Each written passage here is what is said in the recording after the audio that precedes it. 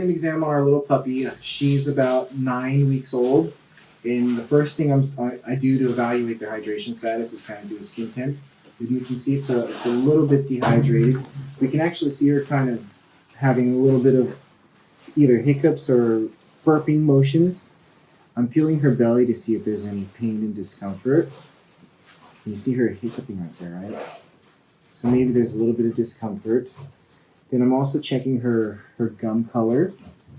And she's been on treatment for a good little bit, so her gums are actually nice and pink, but still a little bit dehydrated. She's not too bad, but we still see a little bit of delayed skin temp. We've already done morning treatments on her, but what I'm typically doing is I'm following a treatment sheet that we pre-drafted beforehand, and we made it really easy to follow and for our team to fill out as we go.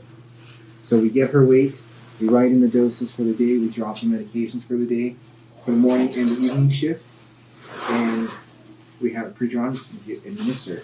The most important thing really is making sure that this catheter here is working, flushing correctly, patent, and giving her the nutrition she needs to keep her hydrated.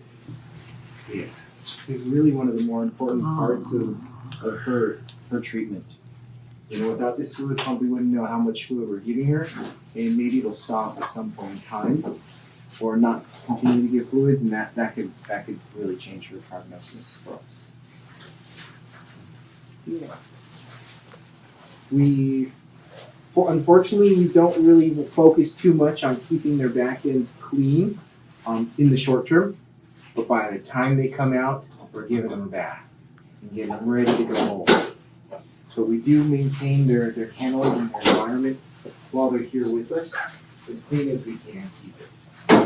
And so we have disposable kitty pads on the bottom, a little bed for her to lay down, free access to food and water if she wants it. Fortunately, right here we can tuck a little of our either our medications or syringes that we're using in the short term, so it's easy to access. She came in 2 days ago, and she's been doing well. She originally came in a little bit dehydrated with some vomiting and diarrhea, and since then, she's not quite eating for us. So that's our next step. But her appetite or her vomiting has decreased, her nausea has decreased. She's not hypersalivating as much, and her stools are not quite formed yet, but they're going to get there.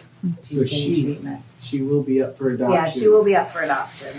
I mean, our goal is to have everybody keep their animals, but and sometimes it's just an expensive treatment they can't afford. But they are going to keep one of the dogs.